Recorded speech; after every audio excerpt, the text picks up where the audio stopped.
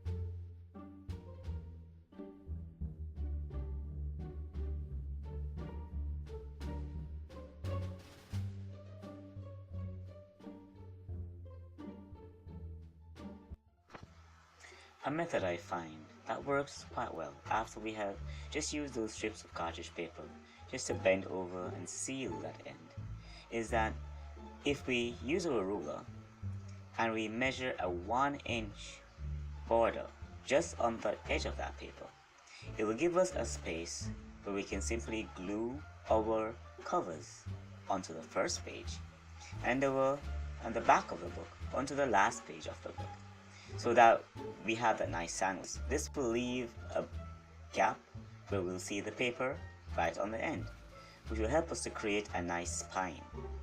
Now, to create this wonderful or decorative spine, I find that those decorative duct tapes that are now so prevalent in the craft stores is a great additive, and it gives simple end. It doesn't have to be the decorative duct tapes, however.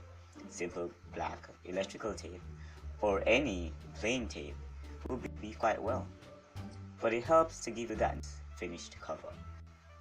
Well, complete is fine.